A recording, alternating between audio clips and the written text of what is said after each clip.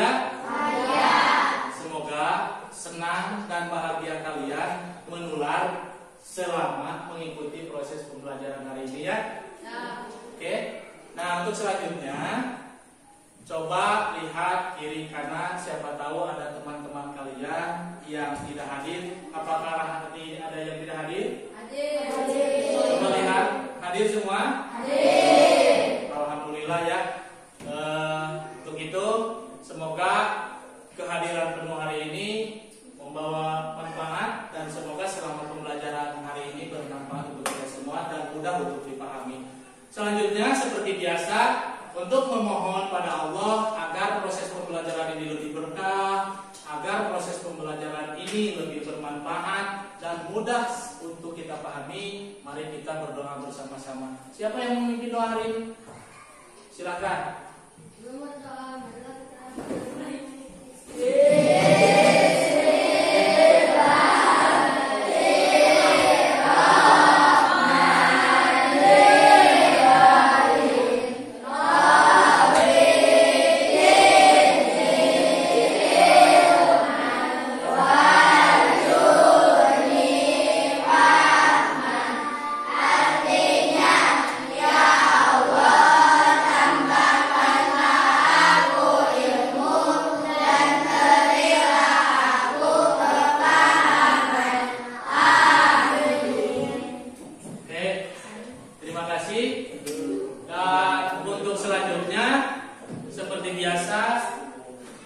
Setelah kita melakukan berdoa memohon pada Allah agar proses pembelajaran ini mudah untuk dipahami, dan tidak lupa setiap hari kita terus tanamkan, kita terus tambahkan rasa semangat, rasa nasionalis kita untuk bangsa dan negara ini. Untuk itu mari kita menyanyi lagu kebangsaan Indonesia bersama-sama. Siapa yang mau memimpin?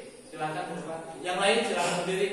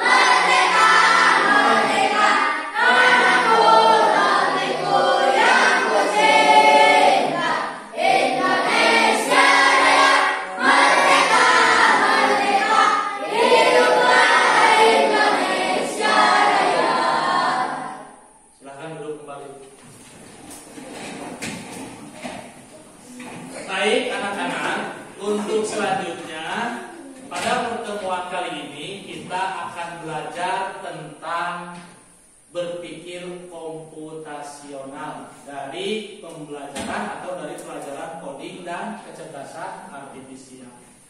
Nah, sebelum kita lanjut ke proses pembelajaran, tujuan pembelajaran pada hari ini, pada pertemuan kali ini, yaitu ada 4 tujuan pembelajaran. yang pertama, setelah melalui proses pembelajaran hari ini, diharapkan dari kalian itu nanti mampu mengerti, memahami, dan menjelaskan apa itu dari KKA.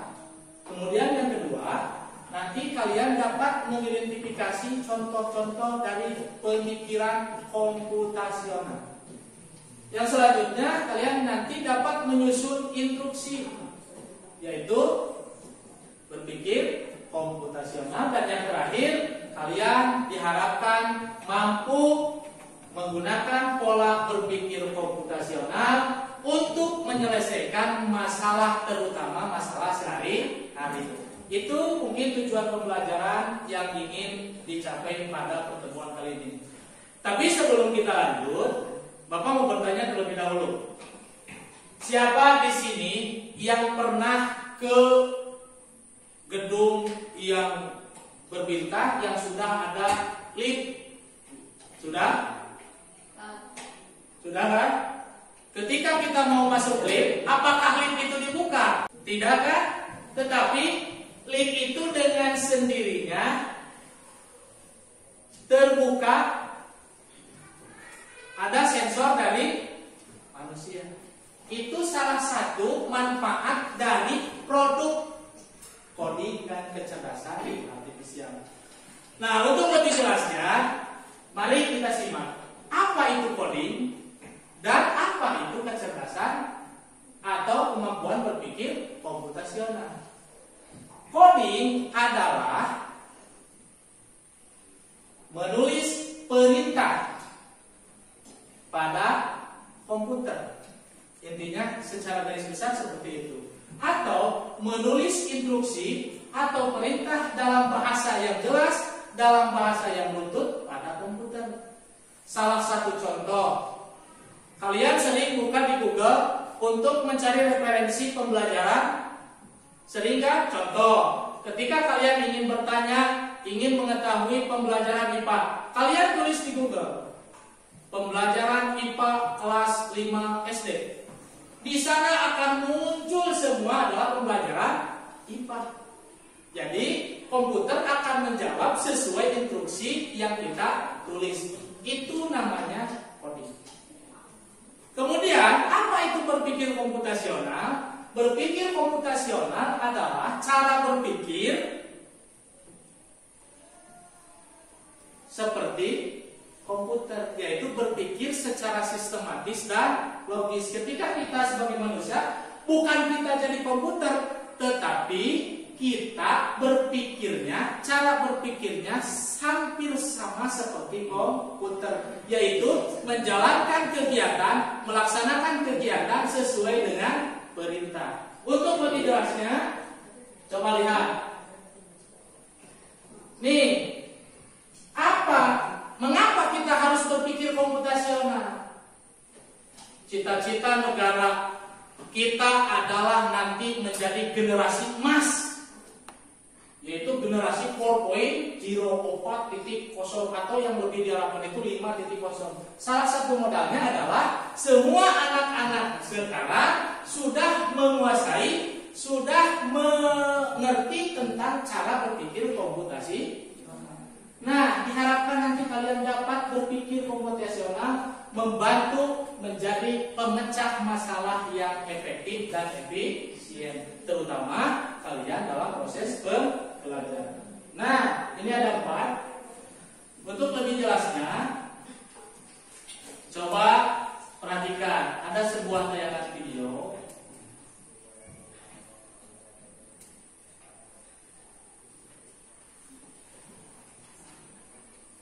Coba kalian simak, perhatikan. Nanti akan kita. Hai teman kece, coba tebak apa artinya computational thinking atau berpikir komputasional? Adakah yang bermata jeli dan melihat kata komputasional di sini? Jadi mungkin ada hubungannya dengan komputer ya? Iya, betul sekali. Jempol buat kamu yang sudah menebak dengan benar. Berpikir komputasional adalah proses berpikir untuk menyelesaikan masalah dengan efektif dan efisien. Dalam ilmu komputer, proses berpikir ini dilakukan sebelum mulai menulis coding atau pemrograman. Jika sudah direncanakan dengan baik, maka kodenya ditulis akan sesuai dengan kebutuhan dan dapat diselesaikan dengan cepat dan tepat. Tapi ternyata berpikir komputasional juga bisa dilakukan tanpa komputer dan tanpa internet loh. Malah sebenarnya kita pun sudah menerapkannya dalam kehidupan sehari-hari, mulai dari menggosok gigi, mencatat ringkasan pelajaran, hingga menyiapkan tas untuk sekolah besok. Wah, kalau kita sudah bisa menerapkannya setiap hari, berarti kita semua sudah mahir dong. Belum tentu. Contoh-contoh tadi kan menerapkan berpikir komputasional pada masalah yang sederhana. Masih banyak nih masalah yang lebih kompleks, seperti misalnya mengatur keuangan bulanan, apa yang harus dilakukan kalau kamu tersesat di tempat baru, hingga memilih jurusan dan kampus. Lalu yang lebih penting lagi, ketika kamu dewasa nanti, kamu akan menghadapi era industri 4 dan bahkan 5. Di sini kamu perlu kecakapan untuk memanfaatkan dunia digital, mulai dari mencari dan memilah informasi yang kamu perlukan, hingga menggunakan informasi itu untuk membuat keputusan penting dalam hidupmu. Menghadapi masalah kompleks kehidupan di masa sekarang dan masa depan ini mirip seperti merencanakan coding yang sudah dibahas sebelumnya. Kuncinya adalah memahami masalah dengan tuntas dan mencari cara menyelesaikan yang efektif dan efisien. Nah, kalau begitu, bagaimana agar kita bisa berpikir komputasional? Sekarang kita bahas ya 4 landasan dari berpikir komputasional. Yang pertama, dekomposisi. Dekomposisi artinya membagi masalah kompleks ke bagian yang lebih kecil agar mudah diselesaikan. Misalnya, kamu ditunjuk jadi ketua panitia lomba 17-an. Maka, untuk memudahkan pelaksanaan, kamu bisa menunjuk panitia bagian acara, konstruksi, publikasi, keamanan, dan lainnya. Yang kedua, pengenalan pola. Artinya mencari kesamaan dan pola di antara bagian-bagian masalah kompleks yang sudah dipecah. Misalnya, kamu hendak melipat dan menyimpan jemuran di rumah, maka kamu perlu bisa mengenali jemuran milik ayah, ibu, kamu, adik, dan milik bersama seperti spray, handuk, dan lainnya. Ini karena jemuran-jemuran itu perlu disimpan di tempat yang berbeda. Yang ketiga, abstraksi. Artinya fokus pada informasi yang penting saja. Mengambil kamu berwisata ke luar kota. Tentunya kamu mengalami banyak hal dari mulai berangkat di bus, berfoto bersama, makan di restoran, menginap di hotel, hingga perjalanan pulang. Tapi nggak mungkin kan kamu ceritakan semua kejadian dengan detail pada teman-temanmu. Pasti mereka bosan kalau kelamaan. Jadi kamu harus mencari beberapa kejadian yang menarik saja untuk diceritakan pada teman. Yang terakhir, algoritma. Artinya membuat langkah-langkah penyelesaian atau membuat aturan yang diikuti untuk menyelesaikan masalah. Misalnya kamu diberi daftar belanja di supermarket oleh ibu. Ada minyak goreng, telur, roti, sayur, dan kopi. Lalu kamu harus buru-buru karena ibu sudah mau memasak dengan minyak goreng itu. Nah, kalau seperti ini, satu cara yang efisien misalnya mulai dengan mengambil barang yang paling dekat dari pintu masuk hingga terakhir yang paling dekat dengan kasir. Nah, itu dia 4 landasan berpikir komputasional yang perlu diterapkan untuk memecahkan masalah yang kompleks. Lalu berikutnya, apakah ada cara untuk mengasah kemampuan berpikir komputasional? Tentu ada. Selain bisa coba kamu terapkan ke masalah sehari-harimu, kamu bisa juga latihan soal untuk mengasahnya. Misalnya, gurumu akan memberikan soal-soal computational thinking di mata pelajaran matematika, bahasa Indonesia, dan IPAS dalam kurikulum mereka. Selain itu, kamu bisa ikut tantangan bahasa Indonesia juga. Yuk coba simak satu contoh soal computational thinking. Dalam bis studi wisata, ada 3 kelompok anak yang akan diantarkan ke 3 tujuan berbeda. Bis berhenti pertama di restoran, lalu hotel, dan terakhir di museum. Hanya ada satu tempat penyimpanan koper di samping bis, yang hanya bisa dibuka dari satu pintu. Sopir bis ingin mengatur koper-koper penumpang hingga mudah dikeluarkan. Satu supir bis menentukan urutan memasukkan koper-koper itu ke dalam tempat penyimpanan. Pertanyaan, koper kelompok anak yang mana yang dimasukkan terakhir? A. Anak yang ingin pergi ke museum. B. Anak yang ingin pergi ke restoran. C. Anak yang ingin pergi boleh. Soal ini diadaptasi dari challenge.bebas.org. Kalau kamu tahu, coba ya dijawab di kolom komentar. Kejar cita, kejar ilmu, raih cita.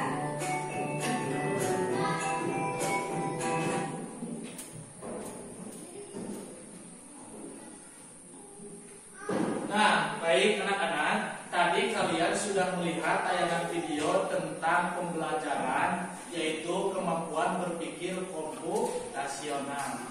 Kalian tadi sudah sama-sama menyimak.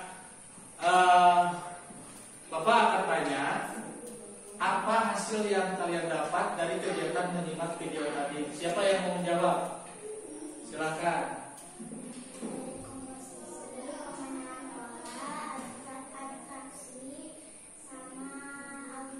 Bagus, tepuk tangan. Betul sekali. Secara garis besar, tayangan video tadi menjelaskan bahwa ada 4 prinsip berpikir komputasional. 1. Dengan DEC. 2. Pengenalan pola tilu. 4. Algoritma. Baik, nah sebelum kita melaksanakan diskusi, Bapak ada beberapa sedikit permainan untuk mengasah kemampuan kalian. Seperti tadi di tayangan video, salah satu untuk mengasah kemampuan kalian dalam berpikir komputasional, yaitu ketika ada di pembelajaran yang kita laksanakan di sekolah, baik di matematika, di IPAS, di agama, dan pelajaran-pelajaran lain. Itu banyak sekali pertanyaan-pertanyaan atau permasalahan-permasalahan yang harus diselesaikan dengan memiliki pemikiran atau berpikir komputasional. Nih, coba. Ini hasil dari produk coding, yaitu menuliskan perintah. Nah, kalian diharapkan nanti mampu menjawab sesuai dengan pembelajaran kali ini, yaitu memiliki berpikir komputasional. Coba perhatikan. Nah, melengkapi pola bentuk. Gambarlah bentuk yang sesuai dengan pola di bawah, yaitu yang kosongnya harus diisi dengan pola sebelumnya. Kalian harus cermat sekali berpikir. Kalau di dalam prinsip berpikir komputasional itu yaitu menentukan pola. Nah, ini contohnya untuk mengasah. Coba cermati. Siapa yang mau ke depan? Mulki, silahkan Mulki. Coba isi yang titik-titiknya.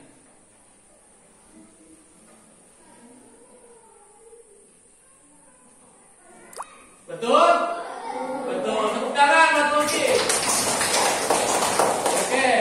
Kemudian yang kedua, nih coba perhatikan, amati kembali yang kedua. Untuk gambar yang kedua yang ini. Sudah? Sudah nih? Siapa yang mau ke depan? Ayo. Silakan.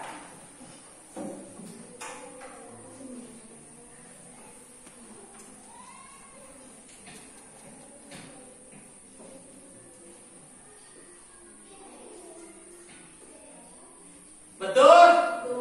Betul. Tepuk tangan. Kemudian ada yang lain.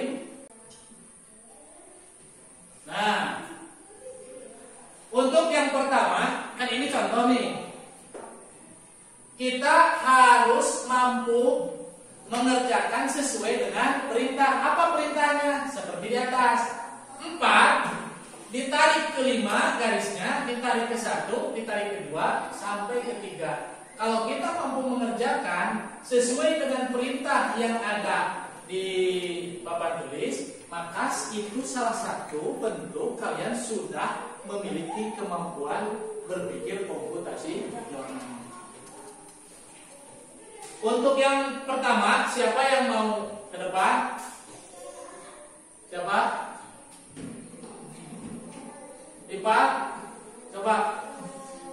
Ajar. Coba.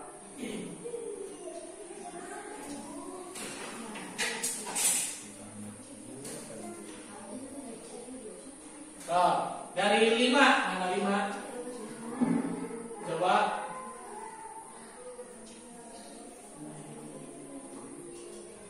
Lima ke 1, ke 2, ke 3, ke 4, kemudian udah gitu? Udah? Udah, betul? Tepuk tangan. Ya, terima kasih. Itu salah satu masalah sederhana yang sering kita hadapi. Contoh dalam pembelajaran matematika banyak sekali persoalan-persoalan seperti yang harus kita selesaikan ketika kita belajar di kelas. Ini sangat penting. Mengapa? Karena sekali lagi berpikir komputasional adalah cara berpikir kita untuk dapat menyelesaikan masalah secara baik, secara efektif dan efisien. Berpikir secara sistematis dan logis gitu. Nah, ini salah satu contoh dari matematika. Sementara sampai di sini bisa dipahami? Bisa dipahami? Terima kasih. Selanjutnya ada sebuah studi kasus yang harus kalian diskusikan terkait dengan bagaimana pemecahan masalah sesuai dengan pembelajaran kali ini, yaitu berpikir komputasi. Ada LKPD, di LKPD-nya adalah ada kasusnya bagaimana cara menyiapkan kita menyiapkan sarapan pagi ketika mau berangkat ke sekolah. Dengan sarapan pakai roti dan telur. Kalian di situ harus mampu memecah permasalahan-permasalahan memakai pemikiran komputasional dengan 4 prinsip. Yang pertama, dekomposisi. Yang kedua, pengaturan. Yang ketiga, abstraksi. Yang ketiga, algoritma. Baik, ini tugas LKPD. Silakan untuk kalian diskusikan dengan teman kalian sesama di kelompok. 3, 4.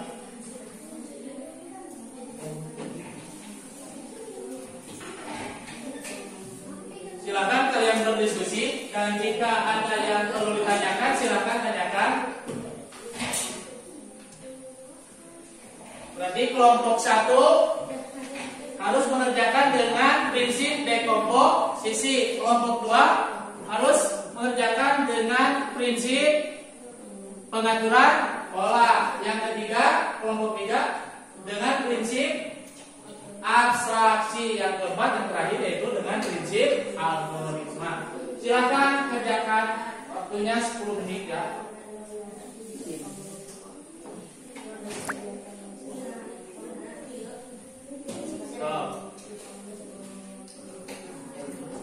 Bebas, sok ajukeun masing-masing pendapat, kemudian diskusikan, kemudian simpulkan, sepakati bersama.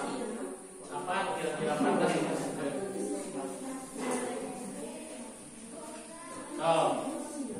Udah.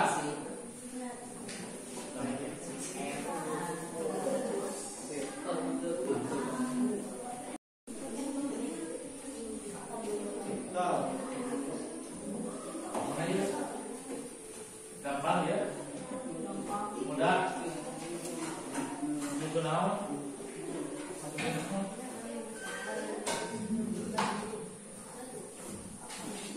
Lihat, bagian nomor 2 penyelesaiannya pengaturan pola.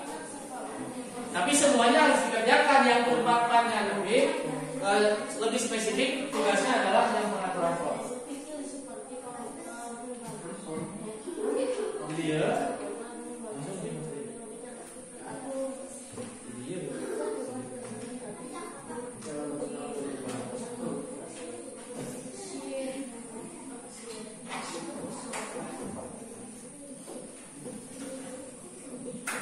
baik, anak-anak, waktunya sudah habis. Sudah selesai semua? Sudah selesai semua?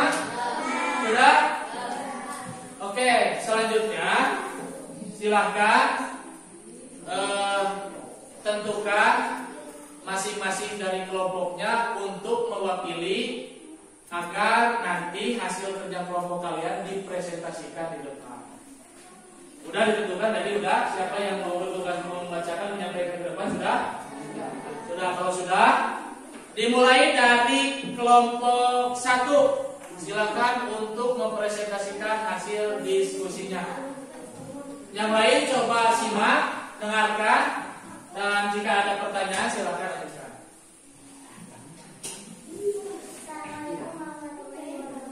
Waalaikumsalam warahmatullahi wabarakatuh. Perkenalkan, saya dari kelompok 8 dari kelompok 1 akan menjelaskan hasil diskusi kelompok saya. Nama kelompok 1 plasma, topik bersaksi komputasional. Studi kasus menyiapkan sarapan pakai topik dan tujuan kegiatan siswa dapat menyelesaikan masalah dengan menerapkan 4 prinsip berpikir komputasional. Langkah 1, pecahkan masalahnya. Tuliskan kegiatan bisa ke dalam langkah-langkah kecil. Langkah-langkah kecil yang perlu dilakukan. Yang pertama, bangun tidur dan pergi ke dapur. Yang kedua, membuka kulkas untuk melihat bahan makanan yang tersedia. Yang ketiga, mengambil roti, telur, dan margarin. Yang keempat, menggoreng telur di atas wajan. Yang kelima, memanggang roti dan membukakannya dengan telur dan minuman, misalnya susu atau teh. Assalamualaikum warahmatullahi wabarakatuh. Waalaikumsalam warahmatullahi wabarakatuh.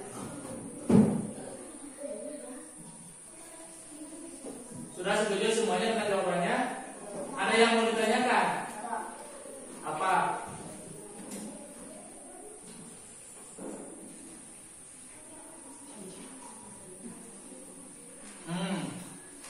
Ya, baik. Nah, betul sekali. Jadi sekali lagi untuk menguatkan bagi kelompok 1 khususnya, umumnya untuk semuanya, bahwa penyelesaian permasalahan dengan prinsip pemikiran komputasional.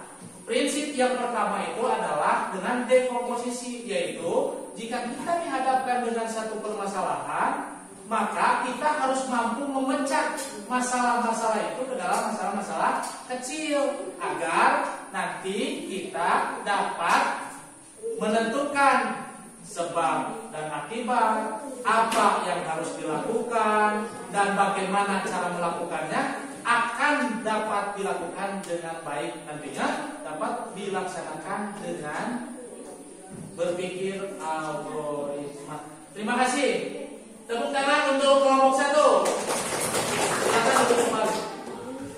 Kemudian selanjutnya untuk kelompok 2, silakan.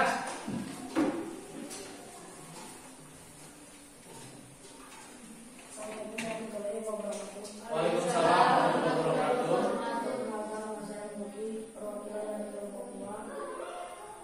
Topik berpikir komputasional, studi menyiapkan sarapan pakai roti dan telur. 2. Langkah-langkah, 2 paten rekomiton cari pola. Apakah kamu pernah melakukan aktivitas ini sebelumnya? Apa pola yang bisa kamu lakukan? Pola kegiatan yang sering kamu lakukan. Saya selalu cuci tangan sebelum menyiapkan makanan dan saya sering membuat telur goreng dan roti karena murah dan cepat.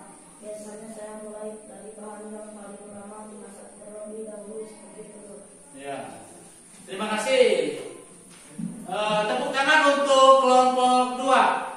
Betul sekali. Jadi langkah yang kedua yaitu berpikir untuk menentukan pola.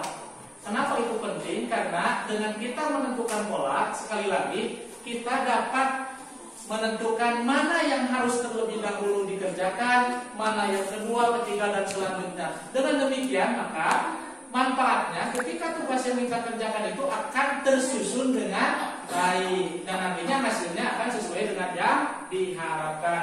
Terima kasih. Sekali lagi tepuk tangan untuk kelompok 2. Baik, selanjutnya silakan untuk kelompok 3 mempresentasikan hasil diskusinya.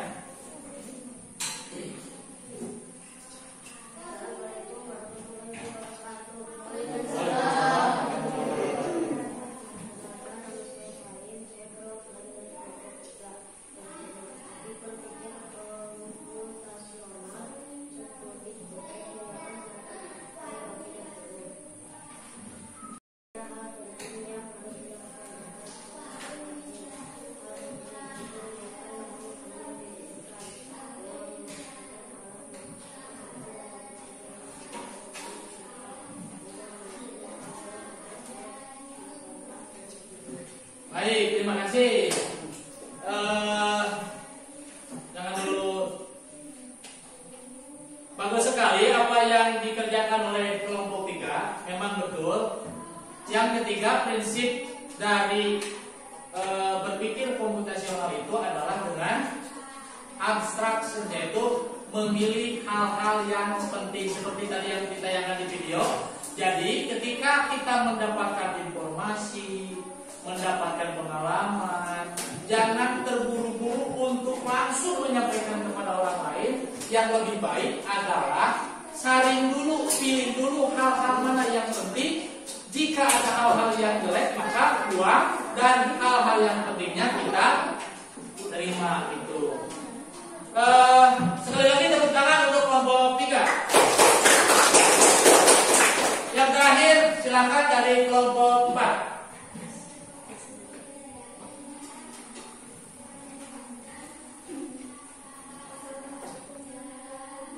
Waalaikumsalam warahmatullahi wabarakatuh.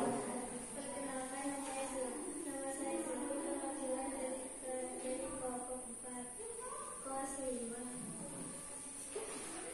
Langkah 4, algoritma susun langkah sistem. Buatlah urutan langkah dari awal sampai akhir seperti instruksi komputer. Langkah sistem algoritma: 1. Bangun tidur dan cuci tangan. 2. Pergi ke dapur dan cek bahan makanan di kulkas. 3. Ambil roti, telur, dan margarin. 4. Panaskan wajan dan goreng dulu. 5. Sambal roti dan sajikan dicuci bersama. Terima kasih. Sini dulu. Betul bahwa langkah yang keempat dari berpikir komputasional itu adalah kita menyelesaikan masalah dengan prinsip algoritma, yaitu menyelesaikan masalah dengan terstruktur dan efektif secara efisien. Berpikir logis, kita dapat menentukan mana yang lebih didahulukan, mana yang harus kedua, dan seterusnya. Kalau kata bahasa agama kita, bahasa biasa ketika kita mengaji, apa sih berpikir komputasional itu? Berpikir komputasional terutama dari prinsip yang keempat, yaitu algoritma, adalah tartib. Tartib teh naon? Tartib teh melaksanakan perbuatan yang harus pertama dilaksanakan dan menomorduakan pekerjaan yang harus dinomorduakan dan selanjutnya. Terima kasih sekali lagi, tepuk tangan untuk kelompok 4. Bisa menyimpulkan bahwa alhamdulillah pemahaman kalian tentang pembelajaran coding, yaitu berpikir komputasional dengan 4 prinsip, kalian sudah terbukti memahami dengan lebih baik. Baik anak-anak, sebelum kita melaksanakan sesi yang terakhir, yaitu mengerjakan evaluasi, apakah kalian masih semangat? Coba buktikan. Mana tepuk semangatnya?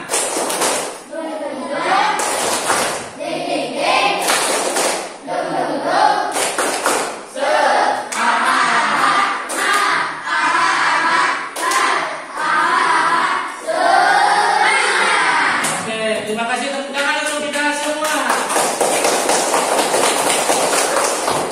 Nah, baik anak-anak, di kegiatan terakhir yaitu mengerjakan soal evaluasi. Di situ sudah jelas apa yang harus kalian kerjakan. Kerjakan secara mandiri. Siap? Silakan. Oh.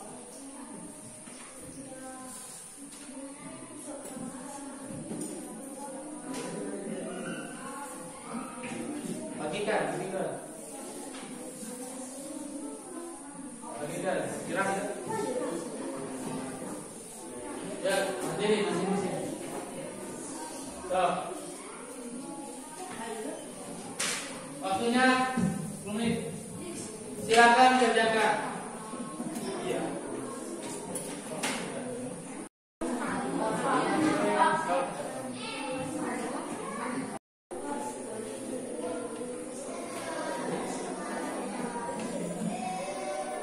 Oke,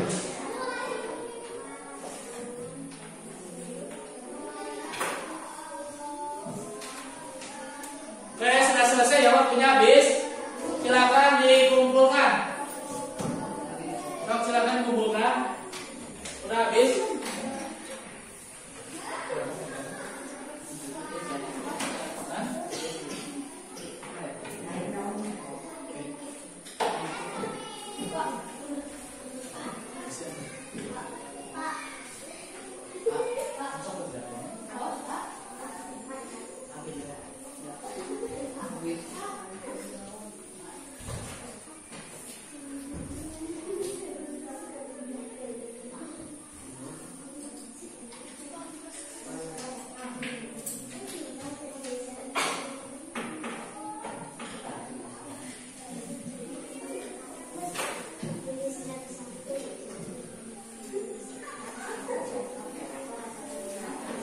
Nah, baik anak-anak, alhamdulillah kita telah melaksanakan proses pembelajaran dari awal sampai akhir, dan tadi hasil evaluasi yang tadi kalian kerjakan sudah Bapak periksa, dan hasilnya alhamdulillah sesuai dengan yang diharapkan, yaitu sangat memuaskan. Tepuk tangan untuk kita semua.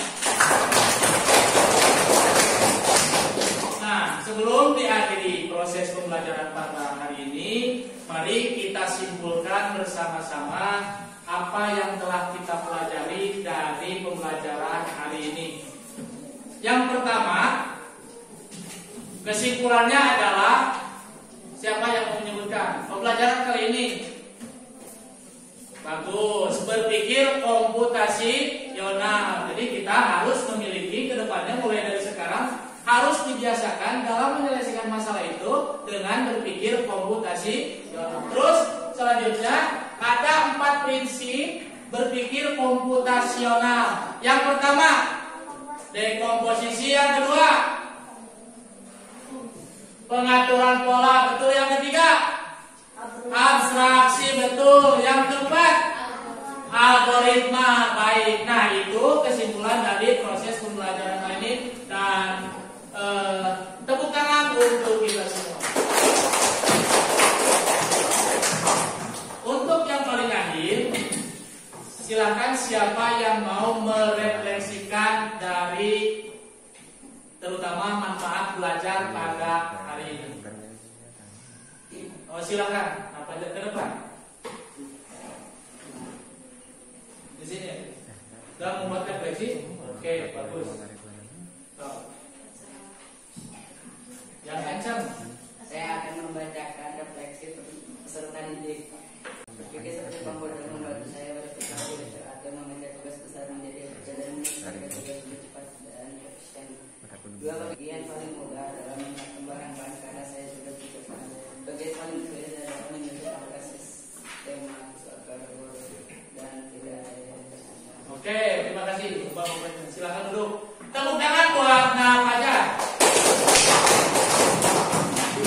Refleksi yang dibuat oleh Fajar dari pembelajaran kali ini adalah manfaat berpikir komputer itu seperti apa. Manfaatnya adalah berpikir seperti komputer membantu Fajar khususnya, yaitu berpikir lebih teratur, memecah tugas besar menjadi kecil, dan menyelesaikan tugas secara cepat dan efisien. Itu sangat bagus sekali. Terima kasih Fajar, sekali lagi tepuk tangan buat Fajar. Nah, yang terakhir, bagaimana perasaan kalian setelah melalui proses pembelajaran di hari ini? Senang, gembira, baik. Terus semuanya senang? Bahagia? Nah, terima kasih dan semoga senang, bahagia selama proses pembelajaran kali ini. Kalian dapat konsistenkan, dapat terapkan di pembelajaran yang lain. Mudah-mudahan selama kalian sekolah di sini terus dalam keadaan senang, terus dalam keadaan bahagia. Terima kasih. Alhamdulillah proses pembelajaran dari awal sampai akhir telah kita laksanakan, dan hasilnya telah Bapak tadi sampaikan sangat memuaskan. Dan terakhir, mari kita akhiri dengan Silakan